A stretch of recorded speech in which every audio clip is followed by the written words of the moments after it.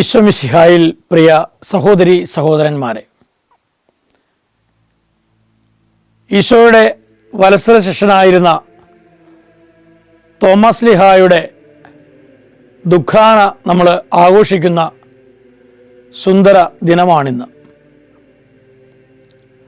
നമുക്കും അവനോടുകൂടെ പോയി മരിക്കാം എന്ന് പറഞ്ഞവൻ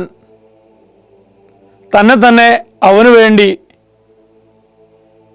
ബലിയായി തീർന്നതിൻ്റെ ഓർമ്മയാണ് ഈ ദുഃഖാന. തൻ്റെ ജീവിതം ദൈവത്തിനു വേണ്ടി സമർപ്പിച്ച തോമ ഈശോയിൽ നിന്ന് സ്വീകരിച്ച സുവിശേഷ ദൗത്യം അതിൻ്റെ പൂർണ്ണതയിൽ ഉൾക്കൊണ്ടുകൊണ്ട് ഇവിടെ ഈ ഭാരതത്തിൽ കർത്താവിനെ പ്രഘോഷിക്കുകയും ആ പ്രഘോഷണത്തിൻ്റെ അവസാനത്തിൽ അവൻ ഈശോയ്ക്ക് വേണ്ടി രക്തസാക്ഷിയാവുകയും ചെയ്തു.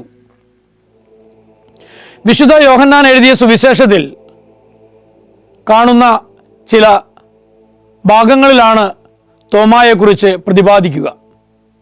അതിലൊന്നാണ് നമുക്കും അവനോടുകൂടി പോയി മരിക്കാമെന്ന് പറയുന്ന ഭാഗം.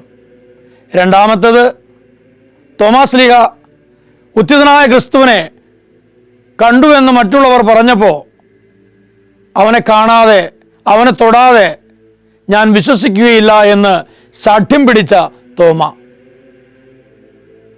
അത് വെറുമൊരു ശാഠ്യമല്ലായിരുന്നു. താൻ ആരെ സ്നേഹിച്ചുവോ, താൻ ആർക്ക് വേണ്ടി തന്നെ സമർപ്പിച്ചുകൊണ്ട് 3 വർഷം ജീവിച്ചുവോ അവനെ ഒന്ന് കാണാനുള്ള തീവ്രമായ ആഗ്രഹം. തോമായ്ക്ക് മുമ്പിൽ ഈശോ പ്രത്യക്ഷപ്പെട്ടപ്പോൾ നിന്റെ വിരലുകൾ എൻ്റെ വിലാവിലേക്ക് കൊണ്ടുവരുവാൻ ആവശ്യപ്പെട്ടപ്പോൾ താൻ സ്നേഹിച്ചവനെ തിരിച്ചറിഞ്ഞപ്പോൾ തോമ പറഞ്ഞു, എൻ്റെ കർത്താവേ, എൻ്റെ ദൈവമേ. അറമായ സുറിയാനി ഭാഷയിൽ മാർ വാലാഹ്. അതെ, ഈശോയെ ദൈവവും രക്ഷകനും കർത്താവുമായി ഏറ്റുപറഞ്ഞുകൊണ്ട് വിശുദ്ധ തോമസ് ലീഹ തൻ്റെ ജീവിതം ഈശോയ്ക്ക് വേണ്ടി പൂർണ്ണമായിട്ട് സമർപ്പിച്ചു. ആ തോമസ് ലീഹായിൽ നിന്ന് യേശുവിലുള്ള വിശ്വാസം സ്വീകരിച്ചവരാണ് നമ്മളെല്ലാവരും. നമ്മുടെ പൂർവികരെ സ്വീകരിച്ച വിശ്വാസം, ആ വിശ്വാസത്തിൽ അടിയുറച്ചു നിന്നുകൊണ്ട് ജീവിക്കുവാനായിട്ട് ഇന്ന ദിവസം തോമസ് ലീഹായും സഭയും നമ്മെ ക്ഷണിക്കുകയാണ്. നാം ആയിരിക്കുന്ന ജീവിത സാഹചര്യങ്ങളിൽ തോമയെപ്പോലെ ക്രിസ്തുവിനെ സാക്ഷ്യം വഹിക്കാൻ കഴിയുക. ഇന്ന് നമ്മുടെ മുമ്പിലുള്ള ഏറ്റവും വലിയ വെല്ലുവിളിയും ഈ സാക്ഷ്യമാണ്. സാക്ഷ്യം കൊടുക്കാൻ കഴിയുക. ഇന്ന് നമ്മുടെ ജീവിതത്തിലേക്ക്, ക്രിസ്തീയ ജീവിതത്തിലേക്ക്, സഭാത്മക ജീവിതത്തിലേക്ക് നാം കടന്നു ചെല്ലുമ്പോൾ ഈ സാക്ഷ്യം കൊടുക്കലിനെ മങ്ങലേറ്റതായിട്ട് കാണാൻ കഴിയും. ആർക്കാണ് അനുസരിക്കാൻ കഴിയുക? ആർക്കാണ് വിധേയപ്പെടാൻ കഴിയുക? അത് സ്നേഹിക്കുന്നവനെ മാത്രമാണ്. തോമസ് ലീഹ കർത്താവിനെ സ്നേഹിച്ചു, ദൈവത്തെ സ്നേഹിച്ചു, ഒരു പടി കടന്ന് അവനെ പ്രണയിച്ചു.